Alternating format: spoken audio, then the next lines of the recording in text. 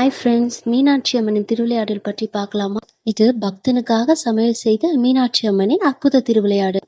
மிகவும் பழமை வாய்ந்த மதுரை மாநகரில் இறைவன் சொக்கநாதரும் அன்னை மீனாட்சியும் எழுந்தருளியிருக்கும் ஆலயம் குறித்த செய்திகள் பலவும் வரலாற்றில் காணப்படுகின்றன. அன்னை மீனாட்சியால் நடந்த அற்புதங்கள் ஏராளம். ஒரு காலத்தில் மீனாட்சி அம்மன் கோவில் மடப்பள்ளியில் சீனிவாசன் என்பவர் பணிபுரிந்தார். மீனாட்சி அம்மன் மேல் தீவிர பக்தி கொண்டவர். அம்பிகைக்கு சமர்ப்பிக்கப்படும் தினசரி நெய்வேத்திய உணவுகளை தயாரிப்பது அவர் வழக்கம்.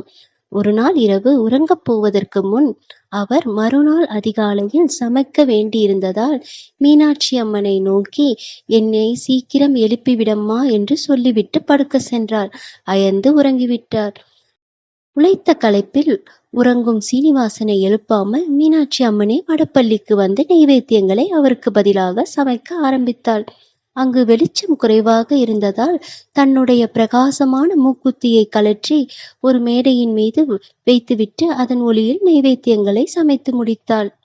உலகத்தவர்க்கு சீனிவாசனின் பக்தியின் பெருமையை உணர்த்த அந்த மூக்குத்தியை தடயமாக அதை மடப்பள்ளியில் வைத்துவிட்டு போனாள். மறுநாள் காலையில் கோவில் பணியாளர்கள் எழுப்பிவிட்ட பிறகுதான் சீனிவாசன் எழுந்தார். தாம் பிரசாதங்கள் தயாரிக்காமல் உறங்கிவிட்டோமே என்ற பதபதைப்புடன் எழுந்தவருக்கு அங்கு பிரசாதங்கள் தயார் நிலையில் இருப்பதை பார்த்து ஆச்சரியமும் குழப்பமும் அடைந்தார். பின்னர் நெய்வேத்திய உணவுப் பொருட்கள் மீனாட்சி அம்மன் சன்னதிக்கு கொண்டு செல்லப்பட்டு நெய்வேத்தியம் ஆனது. அதன் பின்னர் கற்பூர ஆர்த்தி நடக்கும் போதுதான் அம்மனின் முகத்தில் மாணிக்க மூக்குத்தி இல்லாததைக் கண்டு அனைவரும் கவலையும் பதட்டமும் அடைந்தார்கள். தொலைந்த மூக்குத்தியை தேடத் தொடங்கினார்கள். அப்போது அம்மன் சன்னதியில் ஒரு அசரீரி கேட்டது. யாரும் கவலைப்பட வேண்டாம், சீனிவாசன் உடல் அசதியால் என்னை எழுப்பச் சொல்லிவிட்டு உறங்க சென்றான்.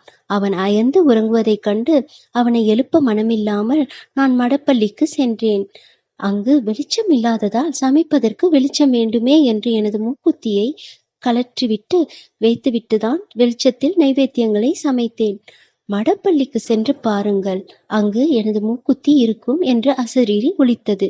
மீனாட்சி அம்மனின் திருவிளையாடலை நினைத்து அங்கிருந்த அனைவரும் பரவசம் அடைந்தார்கள்.